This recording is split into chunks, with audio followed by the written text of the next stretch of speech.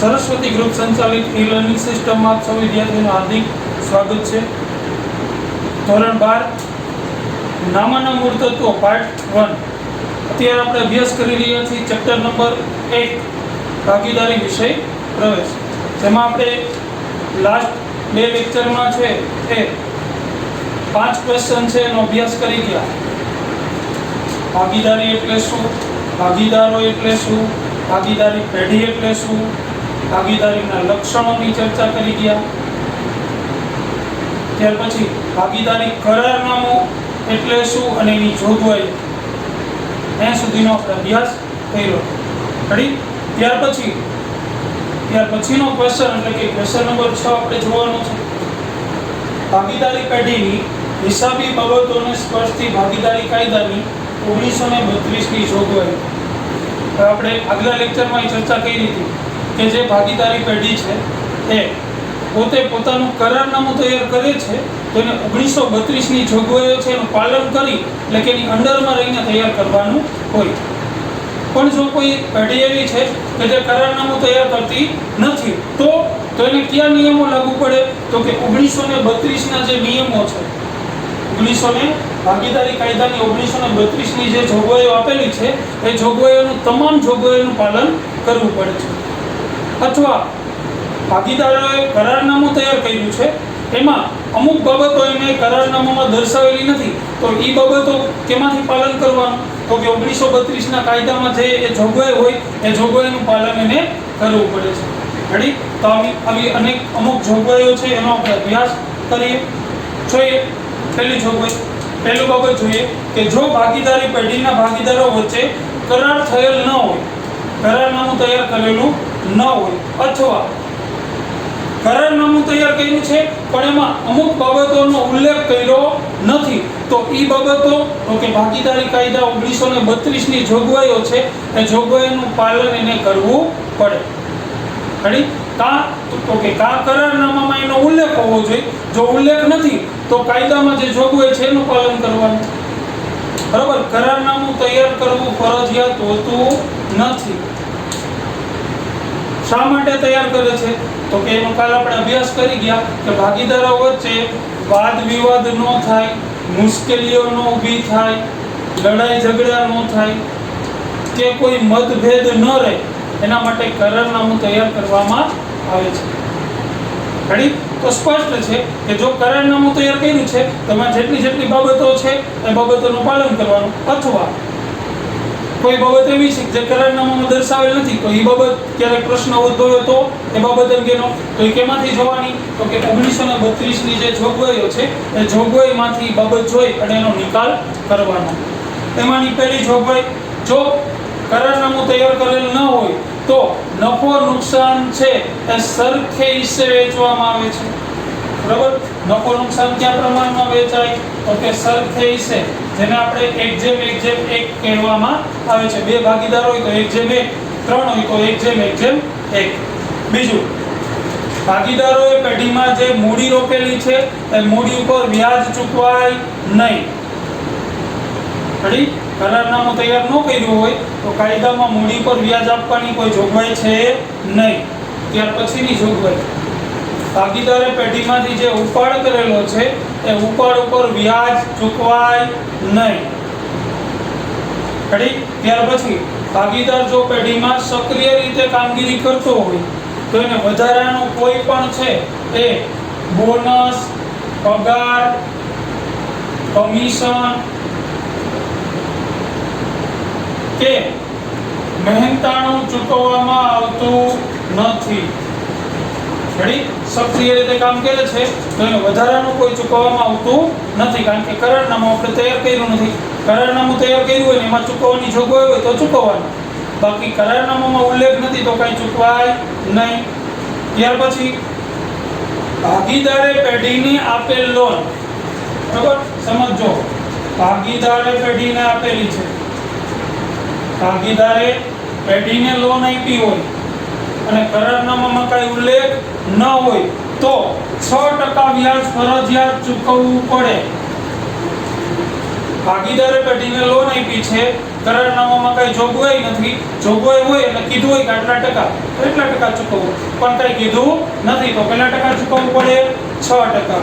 ત્યાર પછી એનાથી વિરુદ્ધ એના પછીની જોગવાઈ, જો પેઢીએ ભાગીદારને આપેલી હોય, પેઢીએ ભાગીદારને લોન આપી છે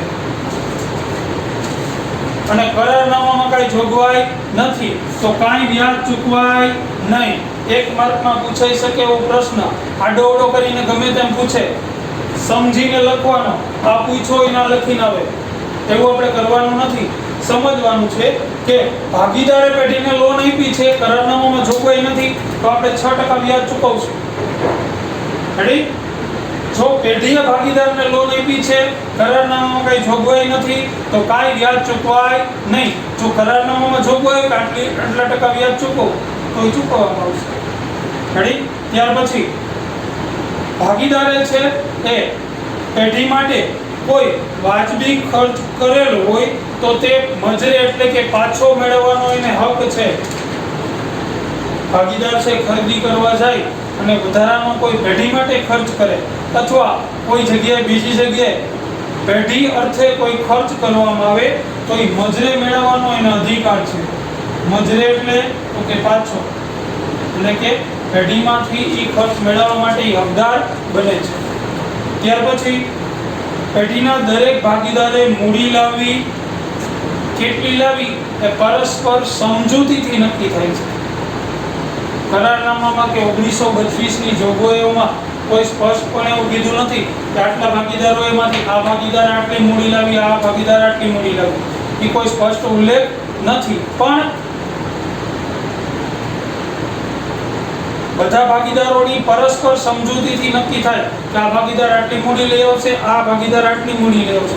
પાછું એમાંય પાછો નિયમ કે દરેક ભાગીદારે મૂડી લાવવી ફરજિયાત હોતી નથી. કોઈ ભાગીદાર એવો પણ હશે કે જેને એક પૈસા પણ નહીં રોકેલા હોય તો એ પેઢીમાં ભાગીદાર હશે. બરાબર? આવો વ્યક્તિને ભાગીદાર તરીકે શું કામ રાખવામાં આવે? તો શું કામ? કારણ કે એ વ્યક્તિ પાસે કોઈ કળા, કૌશલ્ય કે કોઈ વધારાની કાર્યશક્તિ હશે, કોઈ વિશિષ્ટ શક્તિ એની પાસે હશે એટલે એને ભાગીદાર તરીકે રાખે છે. કાંઈ પૈસા રોકવામાં આવતા નથી તો એ ભાગીદાર તરીકે હશે. ક્લિયર? તો આટલી જોગવાઈઓ આપેલી છે. બરાબર? જો કરારનામું તૈયાર ન કર્યું હોય તો આ બધી જોગવાઈનું પાલન કરવું પડે, અથવા કરારનામું તૈયાર કર્યું છે અને એમાં આ બાબતોનો ઉલ્લેખ નથી તો ફરજિયાતપણે આ બાબતો છે એમાં આપણે છે હિસાબી અસરો આપતી વખતે ધ્યાનમાં રાખવી પડે છે. ક્લિયર? ત્યાર પછીનો આપણે પ્રશ્ન જોઈ છીએ ક્વેશ્ચન નંબર 7, ભાગીદારોના મૂડી ખાતા રાખવાની પદ્ધતિઓ જણાવી અને સમજૂતી આપો. પ્રશ્ન નંબર 7, ભાગીદારોના મૂડી ખાતા રાખવાની પદ્ધતિઓ જણાવી.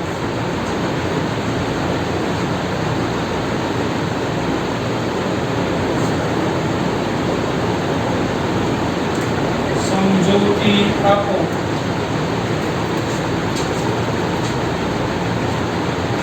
બરાબર? પદ્ધતિઓ જણાવવાની છે અને એની સમજૂતી પણ આપવાની છે. બરાબર? એક માર્કમાં પૂછાઈ શકે એવો પ્રશ્ન, ભાગીદારોના મૂડી ખાતા રાખવાની કેટલી પદ્ધતિઓ છે, કઈ કઈ? રેડી? તેની આપણે આગળ ચર્ચા કરીએ. હવે આન્સર સ્વરૂપે આપણે લખશું આન્સર. હવે તેનો અર્થ, મૂડી ખાતું એટલે શું? એક માર્કમાં પૂછાઈ શકે એવો પ્રશ્ન. તો ભાગીદારે પેઢી સાથે કરેલા વ્યક્તિગત વ્યવહારો નોંધવા માટે પેઢીના ચોપડે જે અલગથી ખાતું તૈયાર કરવામાં આવે તેને ભાગીદારોનું મૂડી ખાતું કહેવામાં આવે છે. એક માર્કમાં પૂછાઈ શકે એવો પ્રશ્ન, મૂડી ખાતું એટલે શું? તો કે ભાગીદારે પેઢી સાથે કરેલા વ્યક્તિગત વ્યવહારો નોંધવા માટે પેઢીના ચોપડે જે અલગથી ખાતું તૈયાર થાય એને કહેવાય ભાગીદારનું મૂડી ખાતું. રેડી? તો ભાગીદાર પેઢી સાથે ક્યાં અંગત વ્યવહારો કરશે?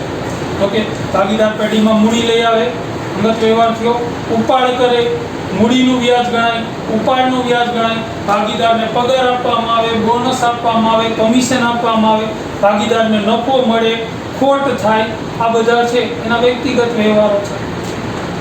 આ વ્યવહારો જેમાં નોંધાય એને કહેવાય ભાગીદારનું મૂડી ખાતું. ક્લિયર? ફરીથી, ભાગીદારે પેઢી સાથે કરેલા વ્યક્તિગત વ્યવહારો નોંધવા માટે પેઢીના ચોપડે જે અલગથી ખાતું તૈયાર કરવામાં આવે એને કહેવાય ભાગીદારનું મૂડી ખાતું. 1 માર્કમાં પૂછાઈ શકે એવો પ્રશ્ન. હવે મૂડી ખાતામાં કેવી બાબતો નોંધાય? તો કે ભાગીદારની મૂડીમાં વધારો કરતી દરેક બાબતો મૂડી ખાતામાં જમા બાજુ નોંધવામાં આવે. જમા બાજુ ઓલરેડી છે, આપણે 11માના વાર્ષિક હિસાબો કર્યા એમાં આપણે મૂડી ખાતું તૈયાર કરતા હતા. તો કે ભાગીદારની મૂડીમાં વધારો કરતી દરેક બાબતો કઈ બાજુ? જમા બાજુ. એનાથી વિરુદ્ધ ભાગીદારની મૂડીમાં ઘટાડો કરતી દરેક બાબતો કઈ બાજુ? તો કે ઉધાર બાજુ. ઉધાર બાજુ નોંધવામાં આવે છે. હવે મૂડીમાં વધારો કરતી બાબતો એટલે કઈ બાબતો? જો ભાગીદાર મૂડી તરીકે રકમ લઈ આવે, વધારો કરે, જમા બાજુ. મૂડીનું વ્યાજ ગણાય, મૂડીમાં વધારો થાય, જમા બાજુ. ભાગીદારને પગાર આપવામાં આવે, બોનસ આપવામાં આવે, કમિશન આપવામાં આવે, ભાગીદારને નફો આપવામાં આવે તો મૂડીમાં વધારો કરે તો જમા બાજુ. હવે ઘટાડો કરતી બાબતો તો કે ભાગીદાર પેઢીમાંથી ઉપાડ કરે, ઉપાડનું વ્યાજ ગણાય, ખોટ જાય તો આ બધી ઘટાડો કરતી બાબતો છે એ ઉધાર બાજુ દર્શાવશે. છેલ્લે છે એ મૂડી ખાતાનો સરવાળો કરો તો હંમેશા તફાવતની રકમ છે એ ફરજિયાત ઉધાર બાજુ જ મળે, જેને આપણે બાકી આગળ લઈ ગયા કે શું કામ? હંમેશા મૂડી ખાતાનો સરવાળો ટોટલ કરો, ખાતું બંધ કરો તો તફાવતની રકમ એટલે કે બાકી આગળ લઈ ગયા ઉધાર બાજુ જ મળે. કારણ કે ત્યારે એવું નહીં બને કે ભાગીદારે જેટલા પૈસા રોક્યા હોય, વધારો થયો હોય ની મૂડીમાં, જેટલી મૂડી રોકી છે એનાથી વધારે મૂડી ક્યારેય ઉપાડી શકશે નહીં. એટલી મૂડી તો રહે જ. જો ઉપાડે તો પેઢી બંધ થઈ જાય, વિસર્જન થઈ જાય. બરાબર? એટલે જેટલી છે એટલી જ ઉપાડી શકે, એનાથી વધારે ઉપાડી શકે નહીં. એટલે તફાવતની રકમ હંમેશા ઉધાર બાજુ જ પડે, જેને આપણે કઈ બાકી આગળ લઈ ગયા. ક્લિયર? હવે ભાગીદારોના મૂડી ખાતા રાખવાની 2 પદ્ધતિઓ છે. 1 માર્કમાં પૂછાઈ શકે એવો પ્રશ્ન. ભાગીદારોના મૂડી ખાતા રાખવાની કેટલી પદ્ધતિઓ છે? કઈ કઈ? તો કે 2 પદ્ધતિઓ છે. તેમાંની પહેલી નંબર 1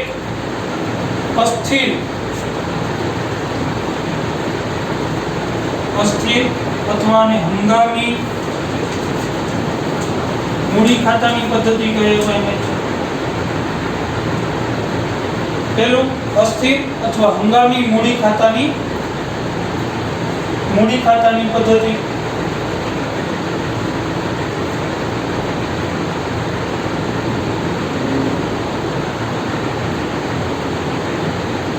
બીજું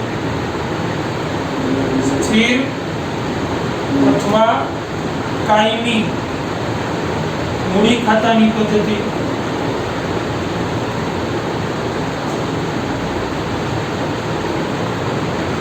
બરાબર? અસ્થિર અથવા હંગામી મૂડી ખાતાની પદ્ધતિ અને સ્થિર અથવા કાયમી મૂડી ખાતાની પદ્ધતિ. નામ ઉપરથી જેનો અસ્થિર જેમાં મૂડીમાં વધઘટ થતી હોય, સ્થિર મૂડી સ્થિર રહેતી હોય. રેડી? આપણે આ ચેપ્ટરમાં ની પહેલા કીધું હતું કે જેટલી થિયરી કરશો એ દરેક ચેપ્ટર માટે પહેલા ભાગ માટે કોમન રહેશે. આ પ્રશ્ન છે એ મૂડી ખાતું એટલે શું અથવા મૂડી ખાતા રાખવાની પદ્ધતિ કેટલી છે કઈ કે ગમે ચેપ્ટરમાંથી પૂછાઈ શકે. પહેલા ચેપ્ટરમાં પૂછાઈ શકે, બીજા, ત્રીજા, ચોથા, પાંચમા, છઠ્ઠા અને સાતમા કોઈ પણમાં પૂછાઈ શકે. બરાબર? એવી જ રીતના અસ્થિર અથવા હંગામી મૂડી ખાતાની પદ્ધતિ દરેકમાં મૂડી ખાતું આવશે, સાથે 7 ચેપ્ટરમાં. રેડી? ત્રીજું અને ચોથું બાદ કરતા બધાયમાં છે આ કોમન આવશે. રેડી? એટલે આપણે પહેલા ચેપ્ટરમાં જેટલી થિયરી આપણે સમજશું, ભણશું એ બધી થિયરી છે એ સાથે 7 ચેપ્ટર માટે કોમન રહેશે, કોઈ પણ ચેપ્ટરમાંથી પૂછાઈ શકે. ક્લિયર? તો આપણે જોઈએ પહેલું અસ્થિર અથવા હંગામી મૂડી ખાતાની પદ્ધતિ એટલે શું. તો ભાગીદારોના એનો અર્થ છે 1 માર્કમાં પૂછાય તો આપણે આવી રીતના લખી શકાય કે ભાગીદારોના મૂડી ખાતા રાખવાની જે પદ્ધતિમાં ભાગીદારોના મૂડી ખાતા રાખવાની જે પદ્ધતિમાં શરૂઆતની બાકી અને આખરની બાકીમાં ફેરફાર જોવા મળતો હોય તેને અસ્થિર મૂડી ખાતાની કે હંગામી મૂડી ખાતાની પદ્ધતિ કહેવાય છે. એક માર્કમાં પૂછાય તો આટલું લખવાનું હોય છે કે ભાગીદારોના મૂડી ખાતા રાખવાની જે પદ્ધતિમાં શરૂઆતની બાકી અને આખરની બાકીમાં ફેરફાર કે તફાવત જોવા મળતો હોય તેને અસ્થિર કે હંગામી મૂડી ખાતાની પદ્ધતિ કહેવામાં આવે છે. સ્વાભાવિક છે આ પદ્ધતિમાં બાકી આગળ લાવીએ અલગ મળશે, બાકી આગળ લઈ ગઈએ અલગ મળશે, બરોબર, તફાવત જોવા મળશે. જોઈએ આ પદ્ધતિમાં ભાગીદારે પેઢી સાથે કરેલા તમામ વ્યવહારો એના મૂડી ખાતામાં જ નોંધવામાં આવે. એટલે કે મૂડીમાં થતા ટૂંકા ગાળાના ફેરફારો અને લાંબા ગાળાના ફેરફારો બંને છે એના મૂડી ખાતે જ નોંધાય. બરાબર. જેમ કે એનો ઉપાડનું વ્યાજ, એનો પગાર, બોનસ, કમિશન, લોનનું વ્યાજ, મૂડીનું વ્યાજ, બરાબર, નફો, ખોટ બધું એના મૂડી ખાતામાં જ નોંધાશે. તેથી આ પદ્ધતિને અસ્થિર કે હંગામી મૂડી ખાતાની પ્રથા કહેવામાં આવે છે. એની વિશેષતા જોઈએ, કઈ કઈ વિશેષતા છે તો કે મૂડીમાં થતા કાયમી અને ચાલુ બંને ફેરફારો એના મૂડી ખાતે જ નોંધાય. મૂડીમાં વધઘટ થાય તો અહીંયા નોંધાય, પગાર, બોનસ, કમિશન મળે તો એ અહીંયા જ નોંધાય. ત્યાર પછી મૂડીની રકમ દર વર્ષે બદલાતી હોવાથી મૂડીનું વ્યાજ પણ દર વર્ષે બદલાતું રહે. શું કામ? કારણ કે બાકી આગળ લઈ ગયા લાવ્યા છે અલગ મળશે, બાકી આગળ લઈ ગયા પણ અલગ મળશે. એનો મતલબ એવો થયો કે આપણે મૂડી પર વ્યાજ ગણીએ એટલે શરૂઆતની મૂડી પર ગણી તો બાકી આગળ લાવ્યા હોય એની ઉપર વ્યાજ ગણાય, તો છેલ્લે બાકી આગળ લઈ ગયા અલગ મળે. એ આવતા વર્ષ માટે બાકી આગળ લાવ્યા કહેવાય. આ વર્ષની આખરની બાકી, આવતા વર્ષની શરૂની બાકી બે અલગ હોય. મૂડીનું વ્યાજ પણ દર વર્ષે કેવું મળે? અલગ મળે. ઘણી વર્ષની શરૂની અને આખરની મૂડી ખાતાની બાકી જુદી જુદી રહેતી હોવાને કારણે આ પદ્ધતિને અસ્થિર મૂડી ખાતાની પદ્ધતિ કે પ્રથા કહેવામાં આવે છે. ઘણી જો દાખલામાં છે મૂડી ખાતાની પદ્ધતિનો ઉલ્લેખ કઈ રીતે તૈયાર કરવો એનો ઉલ્લેખ કરેલો ન હોય, અથવા તમારું જે રકમનું કાચું સરવૈયું આપેલું છે એમાં ચાલુ ખાતાની બાકી આપેલી ન હોય તો મૂડી ખાતું અસ્થિર રીતે તૈયાર કરવું. ફરીથી દાખલામાં ચોખવટ નથી કહી કે મૂડી ખાતું તો કઈ રીતના તૈયાર કરવું. બીજું, તમે કાચા સરવૈયામાં જુઓ છો તો એમાં ચાલુ ખાતું A, B એવું કાંઈ આપેલું નથી. તો મૂડી ખાતું કઈ પદ્ધતિએ તૈયાર થાય? તો અસ્થિર મૂડી ખાતાની પદ્ધતિએ તૈયાર થાય. રેડી? તો આની વિશેષતા છે. ક્લિયર? તો આપણે છે આજે બે ક્વેશ્ચન કમ્પ્લીટ કર્યા અને બીજી પદ્ધતિ આપણે નેક્સ્ટ લેક્ચરમાં છે ચર્ચા કરીશું. એક હિસાબી પદ્ધતિને સ્પર્શતી કાયદાની જોગવાઈઓ જે તમારે છે એ જોગવાઈઓ છે તમને સ્લાઇડમાં આપેલી છે, તેમાંથી જોઈને તમારે વ્યવસ્થિત લખવાની રહેશે. જ્યાં જ્યાં જરૂર પડે ત્યાં કલર પેનનો ઉપયોગ કરવાનો રહેશે. ત્યાર પછી બીજો પ્રશ્ન લખવાનો, એનો અર્થ, પ્રસ્તાવના, પછી પહેલી પદ્ધતિ અને એની વિશેષતા વગેરે તમારે વ્યવસ્થિત લખવાનું રહેશે. ક્લિયર મિત્રો? તો આ પ્રમાણે છે તમારે વ્યવસ્થિત ચોપડામાં છે એ લખી લેવાનું રહેશે. નેક્સ્ટ લેક્ચરમાં છે આપણે આની બીજી પદ્ધતિ વિશે અભ્યાસ કરીશું. ઓકે મિત્રો, થેન્ક યુ.